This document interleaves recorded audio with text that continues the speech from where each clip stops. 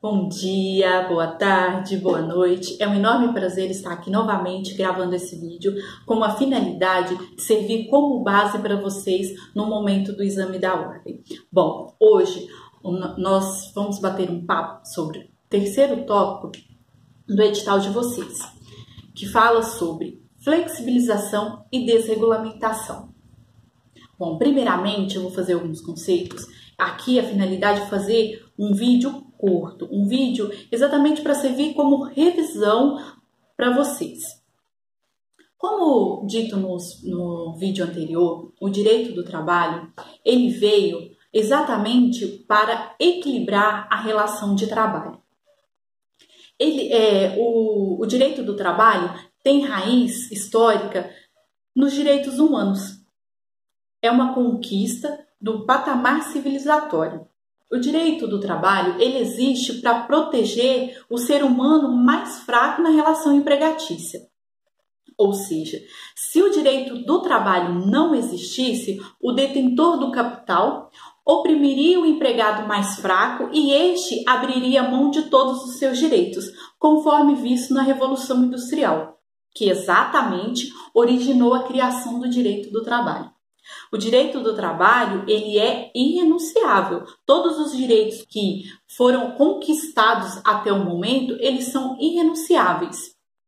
E por isso são impostos. Ou seja, o direito do trabalho, ele tem uma intervenção estatal muito grande. Exatamente conforme a própria doutrina cita, para quê? Para proteger o empregado, que é a parte mais fraca na relação empregatícia, que é um ser subordinado ao seu empregador. Nós vamos falar de dois institutos dessa relação, do próprio direito em si, que é a desregulamentação e a flexibilização dos direitos trabalhistas. A desregulamentação não é um instituto muito bem quisto no direito do trabalho.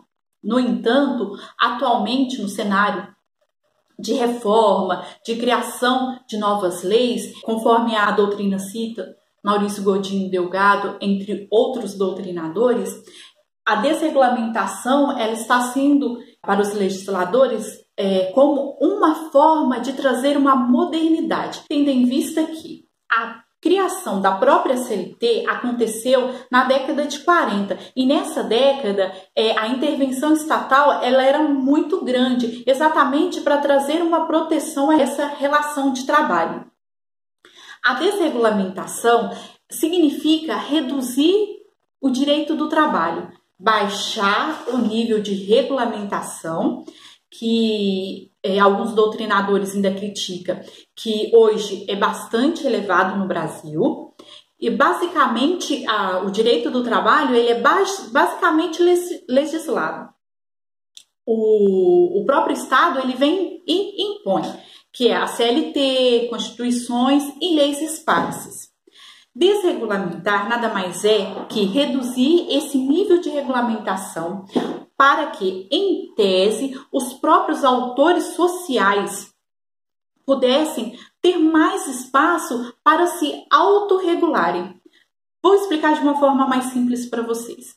Desregulamentar é o Estado deixar de intervir e empregado e empregador, no contrato da relação empregatícia, poderem, em comum acordo, transicionar direitos. Transicionar direitos é alterar alguns direitos previstos naquela relação. Por isso, a crítica muito grande na desregulamentação dos direitos do trabalho, tendo em vista que essa desregulamentação, essa retirada da regulamentação pode ocasionar ao trabalhador, ao empregado, uma desproteção. E essa desregulamentação vai em contraponto a muitos dos princípios do direito do trabalho, que visa a proteção do empregado. Outros que aceitam a desregulamentação, outros doutrinadores, dizem que O empregado, ele não transiciona, ou seja, essa relação entre eles, ele não pode fazer sozinho. Ele tem que ser amparado pelo sindicato, que até então só poderiam transicionar direitos, mas que eram previstos em legislação, na Constituição Federal ou leis esparsas. Com o panorama sindical encontrado no Brasil, né, essa é uma das grandes críticas, além da desproteção, no aceite da desregulamentação, é que, para aceitar essa desregulamentação, o próprio empregado ele teria que estar amparado por um sindicato. No entanto, hoje nós não temos uma base sindical muito forte, muito organizada no Brasil. Esses sindicatos, eles deixam a desejar. Não estou falando somente estrutural, mas sim na própria liberdade de transicionar esses direitos. No entanto, a Lei 13.467 de 2017, ela vem e traz para o direito do trabalho, para o próprio sindicato, o direito coletivo, uma importância muito grande, que ela dá até então antes a prevalência que era legislatória, que era basicamente legislativa, ela tira essa importância e dá aos acordos e convenções coletivos, ou seja, a prevalência do negociado sobre o legislado, que futuramente nós iremos conversar também. Bom, meus queridos, a opinião majoritária da área trabalhista é no sentido de que não há condições básicas para permitir essa desregulamentação do direito do trabalho. Ou seja, o direito do trabalho, ele é necessário. Ele é necessário porque o direito do trabalho, como todos já sabem, ele é trazido pela própria Constituição Federal como um direito fundamental. Todos precisam do seu trabalho para ter a sua remuneração. E essa remuneração, ela é tida, né, não só no direito do trabalho, mas no próprio direito em si, como verba alimentar. Nós dependemos, hoje todo mundo trabalha, e todo mundo depende desse trabalho para sobreviver, que é através da sua remuneração que temos a nossa subsistência. A desregulamentação, ela deixaria essa proteção, que é a base do direito do trabalho, que é a base dos princípios que estabelecem o direito do trabalho. A partir do momento em que o próprio empregado transige diretamente com seu empregador, que o empregado ele é subordinado ao empregador, ele tem o dever de obedecer o que está escrito no contrato. Então, diante desse cenário, apesar da reforma trabalhista tentar impor essa autonegociação entre o empregado, que também trouxe, né, apesar de não ser todos os empregados, mas alguns desses empregados, desses trabalhadores, podem atualmente transigir diretamente com seu empregador, o que parte da doutrina cita como inconstitucional, porque apesar de ter uma certa autonomia, o empregado ainda é subordinado ao empregador. Ele tem a obrigação de obedecer à direção do seu empregador. Em contrapartida, a flexibilização, ela não significa retirar a intervenção, a regulamentação estatal. Não significa acabar com a regulamentação. Não.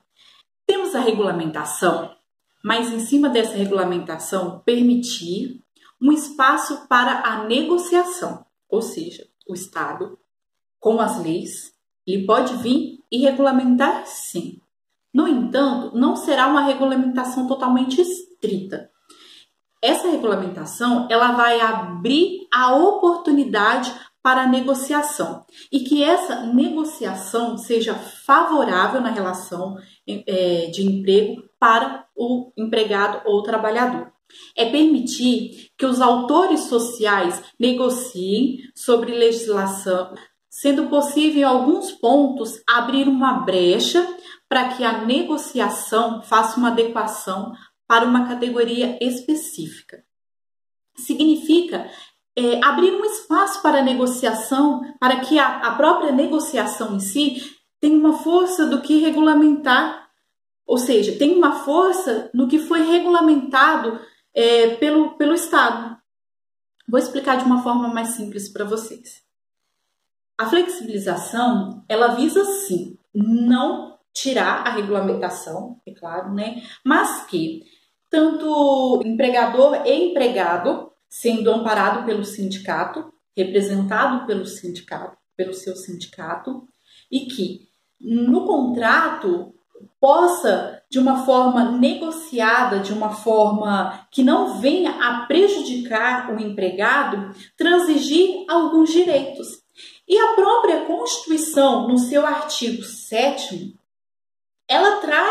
ela oportuna essa liberdade do sindicato em transigir com o empregador para trazer uma melhor condição na relação de emprego. O que visa aqui não é desproteger o empregado de forma alguma. O que visa aqui é dar para o empregado uma condição melhor e que o empregado venha a ter protegido o seu emprego. Existem momentos na empresa, situações da própria empresa, que essa flexibilização venha garantir a continuidade da relação de trabalho, o próprio emprego, garantir o emprego em si. No artigo 7º, temos o inciso 3º, que fala da duração de trabalho, na compensação de horário e redução de jornada. Aqui são possíveis a negociação coletiva. Temos também o artigo 14, que é nos turnos ininterruptos de revezamento, das jornadas de 6 horas, que também pode ser negociado. Todos esses direitos, futuramente nós faremos um vídeo e eu vou explicar para vocês. Além de outros previstos na própria Constituição. No entanto, até 11 de novembro de 2017, essa negociação não poderia de forma alguma retirar o direito do empregado sem, em contrapartida, lhe garantir outro. No entanto, meus queridos, conforme já dito para vocês, a reforma trabalhista, ela veio e trouxe uma novidade, que é a prevalência do negociado sobre o legislado, em seu artigo 611-A. E no parágrafo 2º, a lei vem e diz que a negociação, o sindicato, através da negociação coletiva, ele pode sim reduzir os direitos previstos, é claro, nesse artigo, e não garantir ao empregado nenhuma contrapartida. Atente-se a isso, porque com certeza o exame da ordem vai cobrar. Anteriormente a essa lei, para ser reduzido algum dos direitos, um dos direitos que era mais discutido era com relação às horas intímeres. Muitas negociações coletivas tendiam a retirar essas horas intímeres, no entanto, garantiam outros direitos, como vale alimentação ou horas extras. Hoje, com a vigência da reforma trabalhista, as horas intímeres já não existem mais, mas eu posso sim retirar algum direito previsto nesse artigo 611-A e não preciso, em contrapartida, garantir nada. A maior crítica com relação a isso é que você deixa o próprio empregado desprotegido. Você retira direitos conquistados durante décadas por muitas manifestações, sem, em contrapartida, lhe garantir alguma coisa. E isso vai também totalmente contrário aos princípios do direito do trabalho, que é proteger o empregado.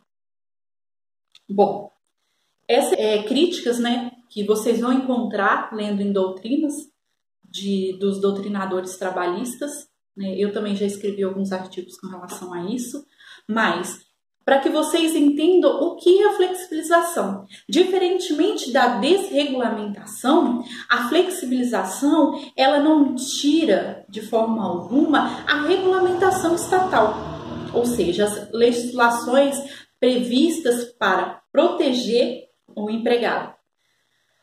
Bom, essa reforma trabalhista ela invoca uma tendência atual mundial de flexibilização e em algumas partes de desregulamentação. Em que pese esse não tenha sido o foco da reforma, pois não houve, para alguns doutrinadores, eles ditam que não houve desregulamentação geral dos direitos, a retirada da regulamentação estatal, desprotegendo o empregado, já dizem que existiu sim essa desregulamentação, porque deixou de existir alguns direitos, como eu já disse para vocês, com relação às horas itinerares. Então, hoje, o pé é esse. Essa reforma trabalhista, ao mesmo tempo que ela trouxe uma flexibilização, ela também trouxe uma desregulamentação. Ela tirou a regulamentação de alguns direitos previstos. A prova do exame da ordem de vocês pode cobrar esse ponto. Então, prestem bem atenção nisso. Entendam o conceito de desregulamentação, que é exatamente retirar a regulamentação do Estado, e flexibilização, que é não retirar essa regulamentação estatal. No entanto, é permitir que, através de negociação coletiva, as partes tenham uma liberdade maior de transigir entre elas, sendo representado pelo sindicato. Em alguns casos, a reforma trabalhista trouxe que o próprio empregado pode transigir diretamente com o seu empregador nos direitos previstos no artigo 611-A. Bom, meus queridos, eu não estou lendo esse artigo porque aqui é um vídeo mais teórico, mas futuramente, nos próximos vídeos, eu vou trazer o artigo, eu vou ler para vocês. Eu só estou adiantando para que vocês já tenham uma base do que a própria reforma trouxe para vocês. Só recapitulando para vocês, né, que hoje nós gravamos o terceiro tópico, desregulamentação e flexibilização. No cenário que estamos hoje, o exame da ordem de vocês vai cobrar.